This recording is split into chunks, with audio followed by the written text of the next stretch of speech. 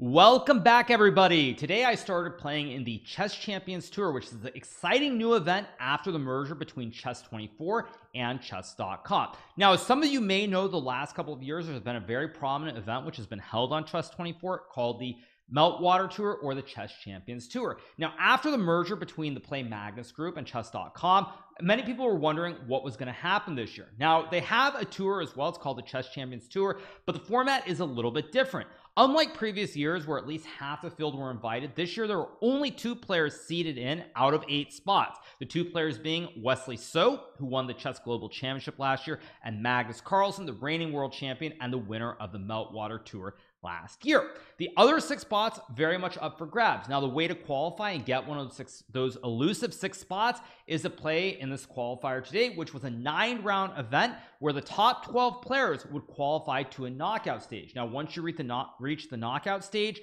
there are going to be 6 mini matches. The winners of those 6 mini matches will move on to join Wesley and Magnus in the top division of the Chess Champions Tour. So the day got off to a good start. I won in my first round against Yevgeny Tomashevsky, but in round 2 I lost to a very strong Chinese player. I don't want to butcher his name, which I'm not going to say. It was like Yu Zhao Yu or something like that. Very tough game, which I lost in the Trumpowski opening. Rest of the day was very difficult. I drew games against Vasily Dura-Bailey. I had another draw as well somewhere in the middle there that I'm forgetting about. But at any rate, we got to the 7th round. In the first 6 rounds, I had 4 points out of 6. I was about 1 point out of the very critical 12th spot. In round number 7, I won a very important game with the white pieces against Matthias Bluebound from Germany to get me to 5 out of 7. Then in round 8, I drew a very tough game with the black piece against Ranak Sadhwani from India. So I had 5.5 points out of 8. Even with 5.5 points out of 8, though, I was still in about 15th or 16th place because of tie breaks, although I was technically tied for the critical 12th spot. That being said, I knew that in the final round, if I didn't want to leave it to tie breaks, I had to win the game against Le Quang Liam, who is a very prominent Vietnamese grandmaster.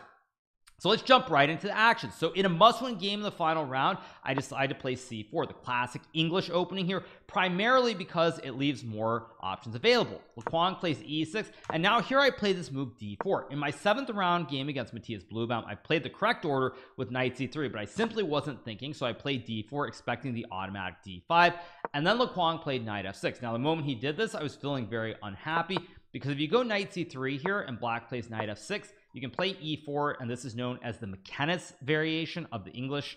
And if black plays d5, then of course you can play d4, or you can take, many options are available. But the problem is that once I play d4 knight f6, I can't really go knight c3 hoping for d5, because now black will play bishop b4, and we're in a completely different system, which is the Nimzo Indian defense.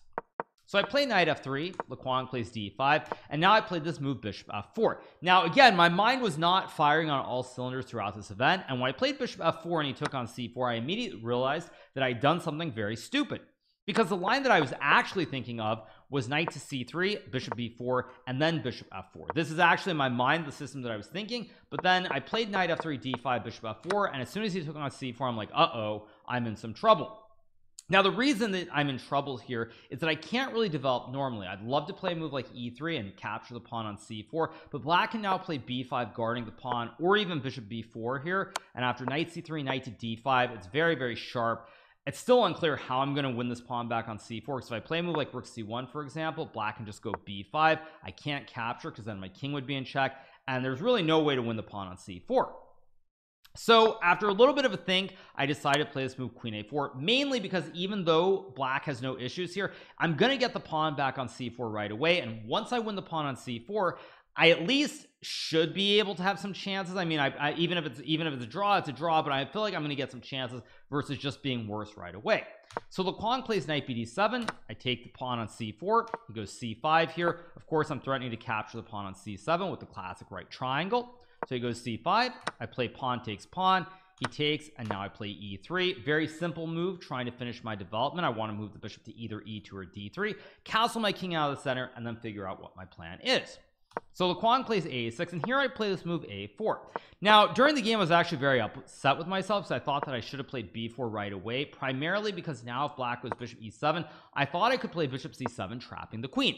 Now, ironically enough, this doesn't work, because black can play bishop takes pawn check. If I capture the bishop, he captures my bishop on c7, and I'm down a pawn.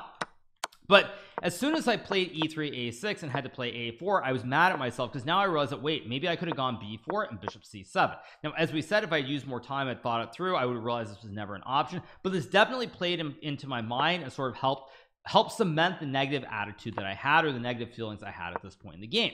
So instead I play a4 here. The idea is to stop this b5 push. If I move the bishop and black gets b5, for example, after bishop b7, we both castle, knight to c3 and rook c8. Black is doing wonderfully here. He's got these great bishops on b7 and c5. He can play b4 to force the knight out of the center of the board here, like queen b1 b4. I can't go to e4, have to go to a4, and after bishop e7, this knight is really awkward here. Doesn't really have many squares to go to, and this of course fits the classic maxim about chess that everybody has heard before, which is knights on the rim are dim. So I play a4 here. Now the funny thing is this doesn't actually stop b5, because if black plays b5 and I capture the pawn, black can recapture, because now if I capture the rook on a8, I lose my queen on c4, and if I move my queen anywhere, let's say I take the pawn, now I lose the rook on a1. So I think this was a very big miss by Lequang. I think b5 here would have been a really good move, because now I have to move the queen to like c1, and even something, this isn't the best line, but even something like takes and bishop b7, bishop e2 and castles followed by rook c8, with the only real weakness or sort of weaknesses that either side has here being these two pawns on b2 and a6, and the rest of the pawns being very symmetrical here.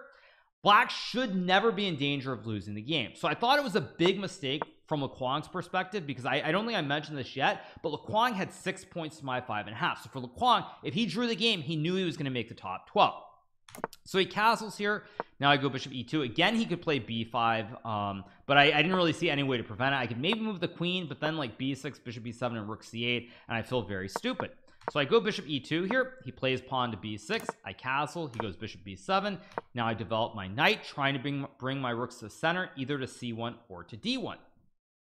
Lequang plays queen e7 here, which is apparently a little bit dubious. I don't know why. And here I go rook fd1. Plays rook f c8. Now for black, it's a little bit tricky here which squares you want to put the rooks on. Now to me, optically, it feels like rook a8 and then say queen b3, rook fd8 looks like the right setup for the rooks. At the same time, a common idea that black has here is to move this knight to either e4 and d5. Now the thing is that, let's just play h3 here to illustrate the point. If black ever plays knight e4 here, I can trade the knights, and then you lose the pawn on a6. So it's always a question mark where you want to put these rooks, whether it's c8 and d8 or rook fc8, what exactly you're doing. And Lequang plays rook fc8 here, which I think objectively is not the best placement for the rooks. So now I go queen to b3. If I were to say push the pawn, I walk into the classic fossil or discovered attack, as they call it in old school chess terms, where black has bishop takes pawn, because now if I capture the bishop, I lose the queen. Can't really move my queen, by the way, because if I move the queen here, he just takes, and if I move it here, that's a Botez gambit, and if I go like here, I lose the bishop on f4, and I resign the game instantly. So I play queen to b3 here. Now we get pawn to h6 being played by Lequang. Sort of a move that has multi-purposes behind it. First of all, black might want to play something like knight to h5 to trade the knight for this bishop. Bishop doesn't have a square where it can't be captured, and h6 stops the move bishop to g5. So h6 stops bishop g5. Additionally, it creates luft for the king on h7, so there are no classic back rank checkmates on the 8th rank. So here after h6, I go bishop to g3. Lequang plays queen e8. Now he could have played knight h5, but on knight h5, the problem is that I can play rook takes d7, queen takes d7, and now I have knight to e5, attacking the queen on d7 with my knight, but also attacking the knight on h5 with my bishop on e2. And when you move the queen and I take the knight, now I have a bishop and a knight for the rook, and in general terms, this should be winning. So after bishop g3, Lequang plays queen e8 here. Now this move, I don't really understand the reasoning behind it. To me, I felt like if I was playing here with black in a situation where I need to draw, the idea to play either knight d5 or knight e4 here seems very strong, because it's going to force the knights off the board. And once the knights come off the board here, black can put the bishop on d5. Maybe you can go knight f6, maybe even rook d8, or maybe just to illustrate a point, a5 here, where there are no real weaknesses for black. So I thought that if Lequang had played knight e4 and knight d5 here, there's good chances that he would have probably drawn this game. Instead, he goes queen e8, and after queen e8, this gives me some hope, because now I can play this slightly unusual move, knight to d2, moving my knight backwards. But at the same time, I have a very clear-cut plan. I want to put my knight on c4 and then potentially d6. So to make some basic moves to illustrate the point, the reason this is dangerous is that in the long term, if I can trade the knight on d6 for the bishop on c5, I end up with the 2 bishops versus the bishop and knight, and at grandmaster level the bishop pair is considered very, very strong, and you end up suffering because the bishops can always attack from long distance. So in this position, Laquan plays bishop e7. Now I go knight to c4 here, and he plays this move knight to e4. Now after knight to e4, I was really confused because I thought this was just a blunder because of rook takes d7. So I used a couple of minutes here to try and figure out what I was doing. Also, to be clear, since I didn't mention this at the start, the time control was 10 minutes plus a 2-second increment. So when you're playing with so little time, there generally going to be like 2 or 3 critical moments where you want to use 1 to 2 minutes to figure out what's going on. And for me, this felt like such a moment. So I used my time here, and the only move that I was calculating was this very obvious looking move, rook takes d7. Now, as it turns out, this is a mistake. What I should have done is I should have traded the knights on e4 and played knight to d6 here, because after bishop takes and rook takes, these pawns on b6 and a6 are a little bit weak here. I can create the double stack on the d file, and long term with the bishop pair, this should be preferable, and black's going to suffer. However, I couldn't help myself. I used about 2.5 minutes here, and I took the knight because I didn't see what black was supposed to do. So after I take the knight on d7, black has a couple of options. The first one, of course, the very obvious queen takes rook. The other move that's not so obvious, but you might see, is this move knight to c5, forking the queen and the rook. But this move does not work because now I can simply take the bishop on e7, and after queen takes rook, queen takes pawn, I have a knight and a bishop for the rook, as well as an extra pawn on b2. And if black plays knight takes b3, I take the queen with check, and after rook e8, rook to a3, black has to move the knight to c5, and many moves are good here, but probably the simplest is knight takes b6, and once again I have a knight and bishop and a pawn for the rook, and it's way too much material. So queen takes d7 is the obvious move, and now I go knight takes b6. Now in this position there were a couple lines I had looked at. I saw the very obvious looking queen c6 here. Now this move does not work because there are a couple ways to play this, but the simplest is to go knight takes knight, and after queen takes knight, threatening checkmate in 1 with the classic double A battery, I have bishop to f3 here. Black has to move the queen somewhere, and let's say it goes to c2. I trade, I take the rook on a8, and now I have 2 bishops and knight versus 2 bishops, so I have 1 extra piece on the board. So I saw that queen c6 didn't work. I saw rook takes c3, which is also a very tricky move, because after pawn takes, black can play this strange looking move queen c6, and you're like, well wait, you just take the rook, because now if black takes the bishop on g3, you can go bishop to f3, blocking the checkmate, and you will be winning the game. Of course, there's also a right triangle in here as well. But in this position, black has the classic patented fossil with knight to d2, which attacks the pawn on g2, threatening checkmate, but also attacks the queen at the same time. And now if I try bishop f3, for example, black can simply go knight takes, pawn takes, queen takes pawn. This battery is really strong here. I have to play like king f1 to avoid checkmate, but after queen h1, king e2, he throws in this check, move the king, queen takes a1, and here black, I guess black's not actually up in material, but with the open king here, the bishop pair, you can play bishop a3 and threaten checkmate on c1. The d1 square is weak. Black is completely winning. So after rook takes c3, bc3, queen c6, the only move that you can play here is bishop f3, pinning the knight on e4 here. But after rook to d8, black is apparently equal. Now I did see this idea of rook takes c3, but after queen c6, bishop to f3, I thought, okay, well, if you count the pawns, I have 1 2 3 4 5 6, 1 2 3 4 5, extra pawn.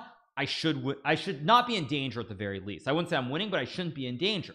So that's as far as I went. But then this move knight to d2 was played, and as soon as this was played, I freaked out for a second because I had simply not seen this move. Now the reason this is dangerous is because if I take the queen, he takes my queen, and now he has a rook for a knight here, and he should be better. And if I move my queen to d1, he can go queen to c6, lining up the battery, threatening checkmate, but also attacking the knight on b6. So I used a bit of time, and actually during the game I came very close to taking the queen. But then for those of you who watch either on my Twitch channel or on the chess.com Twitch channel, there was a moment where you'll see me in the cam go like this. I'm like, wait a second, and the reason I did that is because after queen d1, queen c6 is played, I have this beautiful blocking move in between, which is knight to d5, attacking the bishop on e7. Now if black say moves the knight, I just take the bishop with check, and I win the queen on c6. And if after black takes the knight on d5, in between I can take the rook first. I do not take the knight because after queen takes knight, black has an extra rook, but I can take the rook on c8, threatening to capture the bishop on e7 with the fork of the king and the queen. Black has to capture, and then after queen takes knight, again I have an extra pawn on b2. So I suddenly realized, and I found these moves, knight to d5, and here Laquang, I think this move took him by surprise. He blunders with this move, bishop b4. What he should have done is exactly what I just highlighted, which is takes, queen d2, and apparently after queen c2, black is completely fine, because if I trade the queens, black is going to win either the bishop on e2 or the pawn on b2, and once again, you can count, both sides have 5 pawns, so it'll be a draw. And if I play a move like rook to d1 here, black can take on a4, even go bishop f6, trying to win the pawn on b2, and black is completely fine here. Fortunately, Laquang, having not seen this tactic, freaks out here and plays bishop b4, which now allows me to play the brilliant move queen takes d2. Now the reason this is a brilliant move is because now if black takes the knight, I simply take the bishop, and I'm going to win one of the rooks, but I still have a bishop and a knight for the rook, so I'll be ahead. And if he takes the queen on d2, which is what happens in the game, now I can go knight to e7 check, forking the king and the queen. He moves the king, I take the queen, and once he takes the knight, I take his other rook, and as you'll do the count here, white once again has an extra pawn. So I play rook d1, he goes rook c2, and now I play this move bishop e5. Now this is winning for me, but as soon as I played bishop e5, I got really mad at myself because I instantly realized I could have played bishop d3 right away here, attacking the rook. If black plays rook c1, we trade and I go b4, and with the extra pawn and 2 bishops on the board, this is pretty much a cleanup job. And if black plays rook takes b2, I can go bishop to e5. Rook to a2 is the only move to guard the bishop. If you were to move the rook to b3, I take the bishop on d2, guard my bishop on d3. There's still no back rank checkmate, and the rest is basic. And after rook to a2 here, I can play bishop b1 because the rook cannot go to b2 or a1 because the bishop on e5 covers those 2 squares. And after rook takes a4, rook takes d2. Once again, I have an extra bishop on b1, and I'm just going to coast to victory. So I was very mad at myself once I played bishop e5 because I realized that I had an instant win and I missed it. But that being said, the position is so good that I had enough ability to recover and sort of reset. So after bishop e5, bishop to e4 is played. Now I go bishop takes a6, f6 is played, I go check, king f7, b4, he goes rook to b2, and now I play this move bishop f1 for practical purposes. Black is threatening to win the pawn on b4, and I'd love to go b5 here, but after bishop c2, I cannot take the bishop on d2 because of the ice skater with rook to b1 check, and the king can't go anywhere. And if I play rook to a1, the same problem exists. There's bishop takes a4, and I can't capture the bishop because of the checkmate. So here I played the very practical move bishop to f1, sort of stopping any checkmates because now my king is very safe. He takes on b4, we trade, and now I play this move rook to d4, ensuring that we're going to be in a bishop's endgame where I have 1 extra pawn on the board. Now for those of you who are newer to the game of chess, generally in positions where you reach a bishop's endgame, if the bishops are opposite colors, where say this bishop would say be on the dark squares and this on the light squares, there are very good drawing chances. But in many cases where it's bishops of the same color, if there is an outside pass pawn very far away on the edge of the board, most of the times it will be winning. So I take on d4, we get king e7, I go f3, and fortunately for me also this is very easy to play because I know what I have to do, which is put the pawns on the opposite color of the bishop and then slowly bring my king in. Bishop c6 is played, I go a5, goes king d6, king f2, g5, king e3, plays e5 here. Now at this point everything is basically winning, and the reason it's winning is because at some point the king is going to have to go away from the center to stop the a pawn from queening, and my king will get in. So he plays e5, we trade, I go g3 here, goes king d5, now I go bishop d3, king c5. Of course he doesn't play a move like h5 because now I would just trade the bishops, run the king up, take the pawns on the king side while his king is distracted with his pawn on a5. So he goes king c5, I go f4 here, he goes bishop d5, and now I trade. Now it's very important to note that in this endgame, the queening square of this a pawn is this color of my bishop, so all endgames, even if I have a bishop and a pawn versus the lone king, will be winning. Whereas if it goes the other way, just to illustrate the point, say you get this endgame, this is actually a draw because the king is in the right color corner here, and the bishop is the wrong color. It's a light square bishop, and the queening square for the pawn is a dark square. So that is one thing I have to keep in mind, but black will never really be able to win this pawn on a5. So after fg5, he takes with the f pawn. He could have taken with the h pawn, but after h4, takes. Now I get the classic wide peepos. The rest is pretty basic. I go like this here, take the pawn. At the right moment, I do not push the pawn. I use my bishop to blockade, and then I go h5, h6, h7, a8, h8, and it's very straightforward. So he takes with the f pawn. Now I go a6 here. He has to yield with the king, so if you move the bishop to say c6, now I can go bishop to e4, offering the trade. If you take and go king b6, king f5, and king g6, I mop up, win the pawns on the king side. Very basic. And after bishop e4, if you move the bishop off the diagonal, then I go a7 and I make a queen on a8. So he goes king b6, king d4 is played, we got bishop f3. Now I run my king up while my bishop on d3 just guards the pawn on a6. Lequang plays h5, king f6, h4, takes, bishop d1, I go king f4, king a7. Now I played king e3 here. G4 of course is good enough, but I go king e3, bishop g4, bishop e2, bishop c8. Now one last trick not to play g4, because then there's bishop takes pawn, bishop takes bishop, king takes pawn, which would be a draw. So I go king to f4, king b6, and I play g4. He takes, I take with the king, and he resigns because in this position, as I said before, right color square, the bishop covers the light square. I bring my king over, and the rest is very basic. So I won this very important ninth round game to get to 6.5 points out of 9. I think I finished in 10th or 9th place overall, not sure where it was, and we moved to the tiebreakers or the knockout phase. Now in the knockout phase, I was paired against Daniil Dubov, and we drew both of our games relatively quickly. Neither side really had a whole lot. So what does this mean? This means that like the Rapid Chess Championship, which was held in I believe August of 2022, there is Armageddon, also known as Armageddon, if you guys have watched that film with Ben Affleck, Bruce Willis, Liv Tyler, etc., but we don't need to go there. At any rate, we were headed to Armageddon. Now the way Armageddon worked is that both players make a bid. So you make a bid and the loser, well, I guess the rules were a little bit complex, and more complex, and I'm going to explain the math, but basically the person who bids less time will get the black pieces in less time, but the chance to draw, whereas the player with the white pieces will have 10 minutes and must win the game.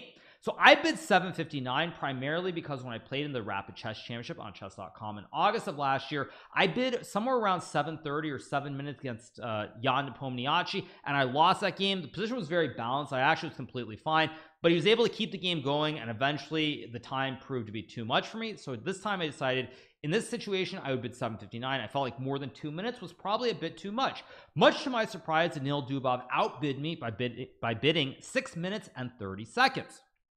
So this meant that I had 10 minutes against 6 minutes and 30 seconds with the white pieces, but I had to win the game or I am not going to make the final 8 with Magnus and Wesley.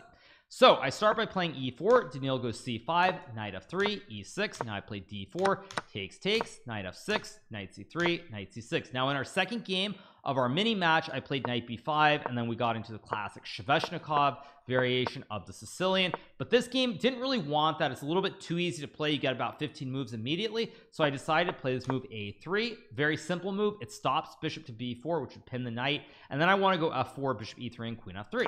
So he goes bishop e7.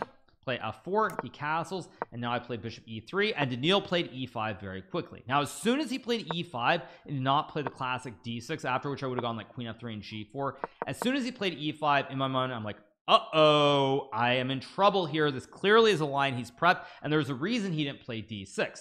So I was very unhappy here. But I decided to take on c6. Now in my mind there are many things that were going on. Obviously I have three and a half extra minutes, so what I have to think about is what gives me the best chances to keep the game complicated. And while I like both knight b3 and knight f3, I figured that at some point there's going to be something like takes, and there's going to be something like rook e8 and d5, which just blasts the center open right away, and he's still gonna have 6 minutes or more on his clock, and I'm just not going to win the game no matter what.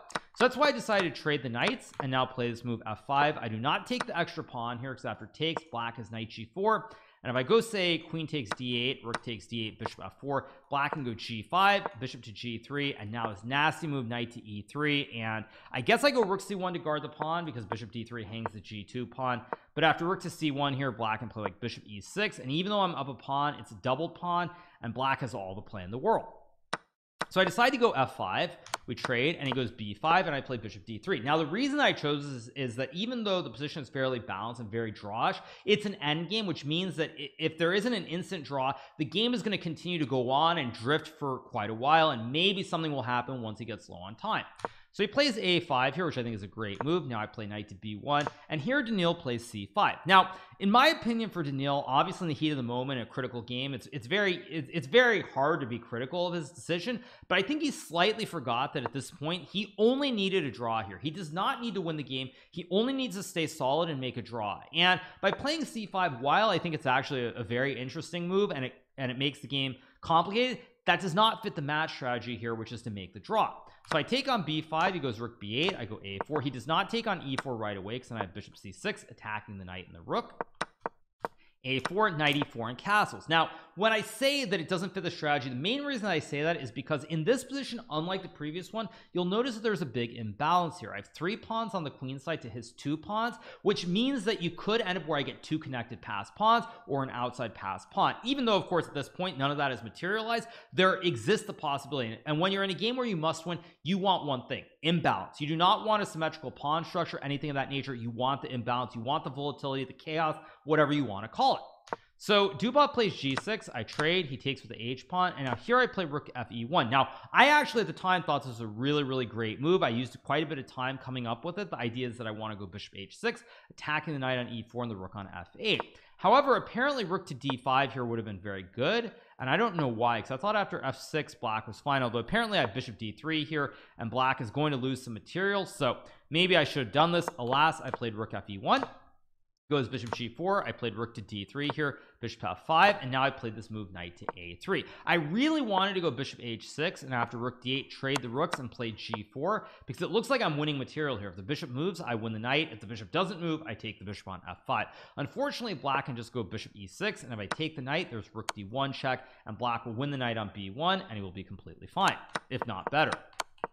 So I played knight to a3 here. Now the idea is quite simple. I would love to go knight d2 here, but I can't really play it. First of all, black is knight d6, which is a good move, but even knight takes knight, rook takes an f6 here, and black again should be relatively fine because he controls the critical entry squares on the d file, and he's going to be able to make a lot of moves very quickly. So I decided to play knight to a3 instead. This way I don't trade the knights, which in an Armageddon game you definitely want to keep more pieces on the board, but also I try to reroute it to c4, and it can attack either the pawn on a5 or the pawn on e5.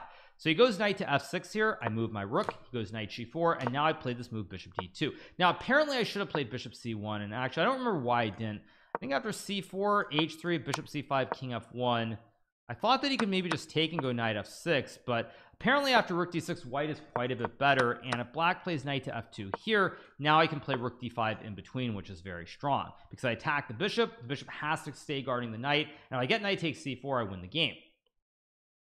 So it's actually very bad decision. I don't remember why I didn't do this because at the time I was considering both moves, but I played bishop d2, goes c4, h3, check, king f1, knight f2, and now the problem is that I can't move my rook to d5 because the bishop is in the way. So I go rook to c1, plays knight to e4, and I have to be very careful here because on first glance you might think, well wait, there's a free pawn on a5, let's capture. But then there is knight to g3, which is actually checkmate. My king simply can't move to any squares here. So I go bishop to e3, plays c3 here. Now I thought c3 was while it's objectively the best move, I thought it was a mistake because I thought after bishop takes a3, b takes a3, and knight to c3, I really felt like at this point we're headed for something where I have very limited chance of winning. Apparently bishop h6 and white's still better, but I thought here the game was going to be a draw. So I was very happy when I saw c3 because I take, he takes, I take, and now I can go rook e1, threatening to play g4. But again, if I get the knight to c4, I can win either a5 or e5. I'm going to have chances, and the game keeps going on. So here Dubov plays g5, very important move. If you move the knight, I win the pawn, and the knight actually guards both the c2 pawn and the bishop on b5. And if you play just say a random move like rook b6, then I can go g4, and now I will actually win either the bishop on f5 or the knight on e4. So he plays g5, I go rook to e3 here. The idea is that I might want to go bishop d3, I might want to go g4, but it also stops him from moving the knight to c3. So he plays f6, consolidating his pawn structure here, play knight to c4, goes rook c8, and now I play this move king e1. What I really wanted to play was I really wanted to go g4, because if black plays bishop g6, I have a nasty trick with rook takes knight, bishop takes rook, and knight d6 attacking both the bishop and the rook. I fork them, and after rook takes c2, knight takes e4, I have a bishop and a knight for a rook and a pawn, but the pawns are blockaded here. You can't really push them forward, and so I actually felt really good about this. Unfortunately, if I did this, first of all, the line that I just showed apparently is not great, is not winning for white. But even beyond that, if I played g4, black can play this nasty in between move rook takes knight, because now if I take the rook, he has knight d2, forking the king and the bishop, and after king e2, knight takes c4. If I play rook c3, attacking the knight and the bishop, bishop e6 guards everything. And if I take on f5, black can trade, bring his king in, and with the protected pass pawn here, this king and pawn endgame is winning. So I really want to do this, but it doesn't quite work. So I play king to e1, sidestepping the fork with rook c4 and knight d2. He goes king to e7. Now I play g4, mainly because first of all, it gets rid of a weakness. Secondly, it fixes the pawn structure here. And third, the bishop has to go to this diagonal. It can never go back to d7 or e6. So now I play knight takes a5, rook takes c2, bishop d3, and here Dubov misses a golden opportunity to draw on the spot. He plays this move rook to c5. Now the obvious move, or not obvious, sorry, but the best computer move is to throw in a check, because as we know, if you check, it might be checkmate. And after king to e2, there are a couple options. Black can play f5 here, which is a very weird move, but even rook to c5 here would be good enough, because now you get knight to c3 check at a critical moment. So he plays rook c5, I go knight to c4, and now my king is not on e2, so there's no idea with knight c3 checks. He also has to deal with this pin as well. Now apparently he goes knight c3 here. Apparently I'm much better if I take on g6, but at this point both of us were getting low on time. I guess if I take and I go a5 again, I have an outside pass pawn. Structure is fixed here in the center of the board, so I can go rook a3 and a6 and a7, and maybe I can win this. I mean, the computer really is optimistic, which is surprising to me, but during the game I thought, you know what, I don't really want to go for that sort of ending. I figure I have a better chance if I can keep the knights on the board. So I go knight b6, and now he trades the bishops. I take, and he goes king to e6. Here I do have a big threat. If he plays a move like rook to c7, I can take the knight on c3, and after rook takes rook, I have knight d5, forking the king and the rook. So he goes king e6, I go a5 here. Now black can't capture the pawn because you lose the knight. Goes knight a2, I play rook a3, knight b4, rook to a4, not a6 here by the way, because then there's a fork with knight c2, and after king d2, actually not king d2, let's say king f2, knight takes a3, a7. Black can just go rook a5, giving back the rook for the pawn, and here black has 3 pawns versus 2, and he can try to win, but he can also just draw, which would be good enough as well. So I play rook a4 here, knight to a6 is played to stop me from advancing the pawn. Now I go knight c4, and at this point we were down to, I want to say, close to a minute, but there is no instant draw for black here. I have an outside pass pawn. I can try to reroute the knight to the center of the board, and I started feeling very confident here, knowing we were going to get into a time scramble. So king d5 is played. Now I check here. Now probably in retrospect I would have gone knight d2, but I play knight e3, king c6, king e2. He goes king b5 here. I play rook a1.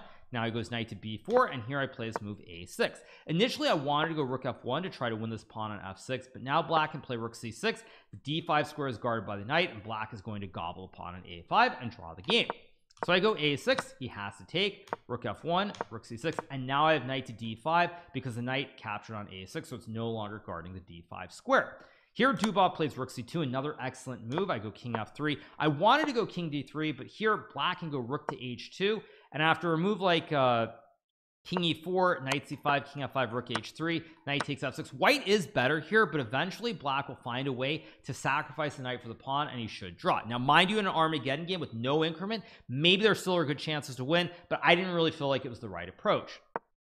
So I go king to f3. This way, if black plays rook h2, I can go king g3, attacking the rook, guarding the pawn, and then gobble on f6 next move. So he plays knight c5, I take on f6, goes rook c3, king g2, king c4 is played, and now I play his move rook f5, and here he goes king d4. It's worth noting, if black were to play e4, I can take on c5 and take on e4, and after king d4 takes h4, this is simply winning. Black captures, the pawn is too fast here, and if black goes king d4 here, for example, there are many ways to win, but probably the cleanest is simply to go h5 here and then run the king to the center of the board. So here Dubov plays king d4, I take the pawn. Now I have an extra pawn, I have very clear-cut plans, and he plays this move e4. Now this is probably the critical blunder that should lose the game. What Dubov could have played here is this move knight to e6, attacking the rook, because when I move the rook, he has knight to f4 check, and he wins the pawn on h3, and if he had found this, the game would have been a draw. Dubov would have advanced to the final 8, and that would have been all she wrote. Alas, he played e4. Now I check on d5, and here Dubov played king c4. Now shockingly, I played this move g5, and I missed rook takes c5. Now I don't know why I missed this. King e3 is the only move, by the way, that the black should play, but again, after g5 g6, white should be doing well. He played king c4, and somehow I missed rook takes c5, which would have just ended the game on the spot, because here I have 2 pawns that go up the board, and it's very basic, but for whatever reason, you know, stress, the pressure, low time, I missed it. So I go g5 here. Dubov checks, I go king g3, he checks, I go king g4. Now he plays rook c1. I keep pushing the p, as they say on the TikToks, with g6. Plays rook g1, I go king to h5 here. Now he pushes his pawn to e3, trying to march his pass pawn up the board too. Now here I play rook e5, king d4 is played, and I make a horrible split second to sit blunder here. Now at this point I have about 30, I think 32-33 seconds. Dubov has about 25. Now here what I should have done is I probably should have instantly just played a move like rook e7, but in my mind I saw this tactic and I got really excited and thought it was winning on the spot, because when I take the pawn on e3 here, well, first of all, maybe black can even play rook g6, but after king e3 I saw knight g4 check, and if the king moves, now my pawn is free to run up the board to g8 and make a queen because the knight is in the way of the rook. And if black plays a move like rook takes g4 here, I can take knight d7 and I go g5, stopping the knight from going to f6 and making a queen next move. So I got really excited about this, and I just played it without thinking. Now the reason this was a big mistake is because here Dubov did have about 25 seconds. So if Dubov had played this like a bullet player should, he would have insta-snapped. He would have seen in 3 seconds that king f4 g7 is just winning, and so he would have taken on g4, and then after king g4 he would have used his time to try to work it out. Dubov does not play a lot of blitz or bullet online, so I'm not going to be super critical, but I do think someone who played a lot of bullet like Andrew Tang or Daniel Naroditsky would have played rook takes g4 and then thought, whereas Dubov did the wrong order. So here he used about 20 seconds before taking on g4, and now I take on g4, and he plays move knight d7 with about 3 seconds left. This position actually is still a draw because black can go knight to e6, and the reason it's a draw is very instructive. If I play king f5 here, black can check. If I go king f6, he can check here. If I go king g5, for example, there's knight g7. Wherever the king goes, there always are ideas. So one example would be that black can bring the king closer and then win the pawn on h3. Another example of a draw would be king g5, knight g7, h4, king e4, h5, king e5, h6, check, king h4, king f6, and then black draws the game. Now the reason I didn't show that at the end is because I'll show you from a different order the critical line here. Now there are 2 possible things that I think Dubov could have missed. He didn't have much time, so I think he missed one of the 2. I don't know which one it was, but after knight e6 he probably saw h4, king e4, h5, king e5, and he missed one of 2 things. Either he missed that I have h6, king f6, g7, and now black has a very important move, which is king f7. Someone who's more experienced might think, well wait, I just snapped the pawn, because after takes it's a draw. But if you capture on g7, I can ignore the knight and just push the pawn to h7 and make a queen next move, and you will have to resign. So I suspect that either Dubov missed this king f7, king g8 move, which would draw the game, or he missed the other variation, which is g7 here, because after takes I can play h6, and if king f6 is the same thing with h7. But there is an important difference, which is here you can go knight to e8, and now if I push the pawn, you have knight f6, forking the king and the pawn, saving the game, saving the draw miraculously. So Dubov should have spent a lot of time, but he used about 20 seconds, and by the time he took on g4 he had about 5 seconds left, and now with 5 seconds I'm going to be able to flag him even if he finds knight e6, because I can make a couple of repetitions like king f5, f6, maybe h4. I mean, I'm going to be able to maneuver enough where he doesn't have the pre-moves and he's going to lose the game. So he plays knight d7 here, which with 2 seconds on the clock, this actually does just lose the game, because now I go king to f5, and there's no way to stop me from pushing the pawn to g7 and g8, making a queen and winning the game. I now cover the f6 square, and the rest is just rudimentary. So Dubov, I think, resigned or flagged. I don't remember exactly which one. And with that, I win the very tense, very difficult Armageddon game against Dubov, and I move on to the top 8 of the Chess Champions Tour, where I will be joining some illustrious players such as Wesley So, Alireza Firouzja, Magnus Carlsen, amongst others. I do believe in my first match, which will be a 4-game mini match, I'm playing against Alireza Firouzja, none other than him. So I hope you guys have enjoyed this recap of the first qualifier of the Chess Champions Tour. I will of course do a recap when I do play the match against Alireza and others. Hopefully it goes well. Even if it doesn't, I'll still try to do a recap. So I hope you guys have enjoyed this video. Make sure to hit that subscribe button below if you haven't, and I'll keep bringing you all the great content here on the YouTubes. See you guys soon. Peace and love. Bye.